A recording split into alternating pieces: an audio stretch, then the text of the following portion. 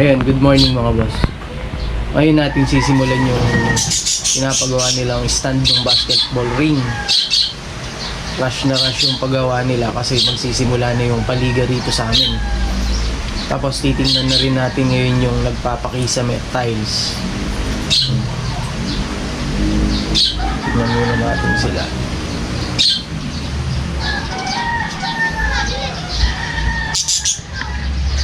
Sobrang bigat nung board kaya kailangan matibay yung pagkakagawa ng stand niya.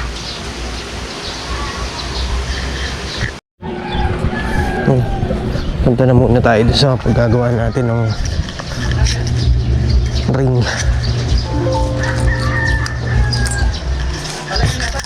Yo, doon ka! Ayan mga boss, nandito na tayo sa papakisame. Ayan na tol, kisame tiles. Ayan, nandyan yung mga materialis tayo na lang hinihintay. Bali 1 month na tayong hinihintay kaya lang hindi pa tayo makaano dahil nga medyo marami pa tayong ginagawa. May kuryente na, ayan, mga tiles niya, tapos pang kisame, mga nakalagay na ripinto. May gumagawa talaga siya kaya lang tayo na raw hinihintay niya para sa kisame tsaka sa tiles. Kumbaga tayo na yung final touch nung ano niya, nung pinapagawa niya.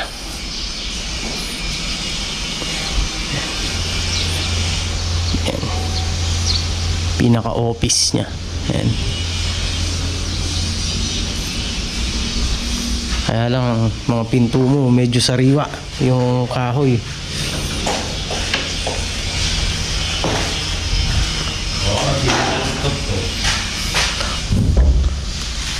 Ayan, medyo maganda yung lapat. Yung sa kabila, hindi ko alam kung baluktot na. Baluktot. Ito, kitang-kita yung dito sa gilid niya. Dinaya na lang nung naglagay. Yung sa gitna, nila pinasok ng pagganon para lumapat na lang yung pinto. So automatic siyang bumubukas ng konti. Yun yung problema sa mga pintong hindi pa totally tuyong-tuyo yung kahoy.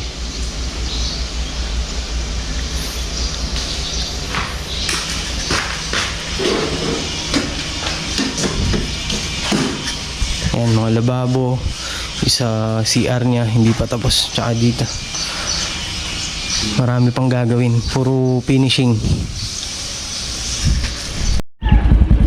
Ayan, dito natin ilalagay yung gagawin nating basketball ring. Papalitan na yung mga luma na to. Yung isa wala nang board, binenta na yata ng mga bata rito. Sinisimentohan nila, tinatapingan. Ayan, bali yung mga pinaka-poste niya, kinuha na muna natin dito sa pinaglagyan nila. Yan ang ilalagay natin dito, pinakapaan ng basketball ring, GI pipe na D4.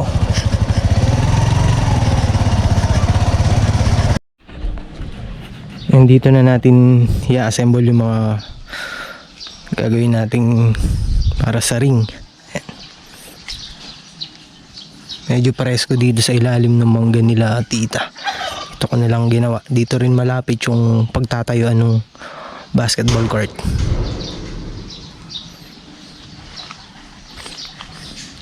At isukat, sinukatan ko na yung ano dun, yung board. Hindi ko lang napakita kanina.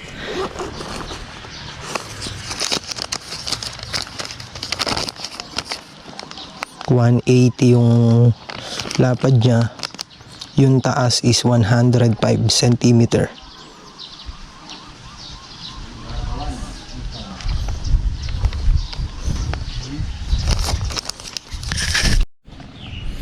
Ayun mga boss, ayun yung likod nung pinaka base ng poste ng basketball court. Tapos dito yung pinaka poste niya, dito sa pinaka gitna. Ayan, gitna. Meron ng marker yan. Dito. Tapos itutornilyo na dun sa semento. Itutornilyo dun. Tapos pwedeng patungan ng mga batong malalaki para hindi tumumba. Ayan. Pinaka base niya lang to.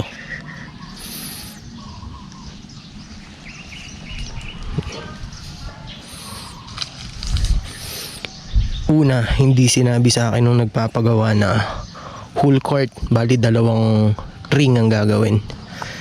Kaya konti yung materyales. Ngayon magpapadagdag na lang tayo.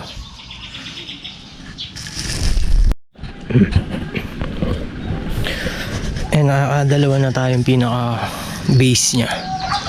Ayun yung isa. Ayun. Tapos ito. Tapos itong pinuputol natin para sa board. Yan. Diyan natin i-mounting yung board nya. Tapos gagawin na nun yung pinakapaa nya, yung poste.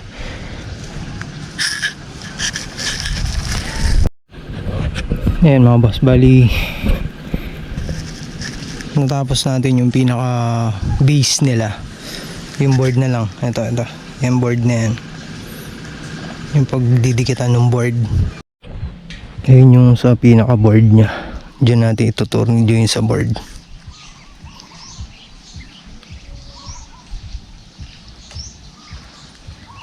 Sobrang bigat ng board kaya kailangan medyo matibay siya talaga.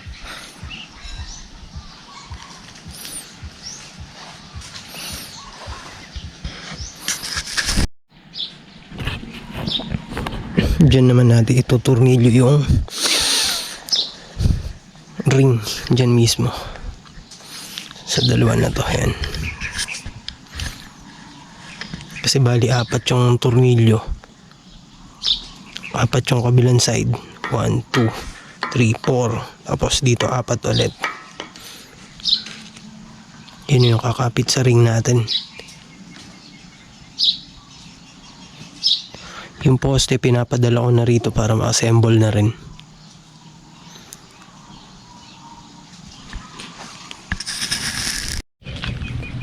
Ayun mga boss, yung para sa poste nya. Yan yung pinaka poste.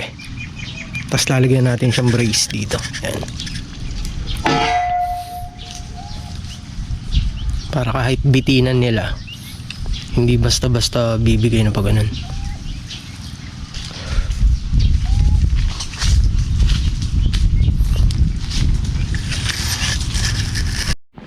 Si Tito Alan pala ang hingi ng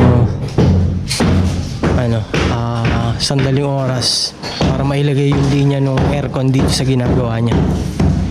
And naka-extra siya rito. Yun yung lagay ng aircon. Tapos linya ng aircon niya. Medyo hindi takot kasi siya sa kuryente kaya tayo nililinya ng kuryente niya. Kasi bukas pa naman natin may tatayo yung basketball court. Excuse. Tapos ayun yung linya. Papasa natin dun sa main breaker. Dun natin ilalagay. Itatap yung pinaka kuryente ng aircon para sa aircon niya. Sandali lang naman to. Tapos bukas babalik na ulit tayo sa doon sa ginagawa natin para sa basketball court. Itatayo na bukas.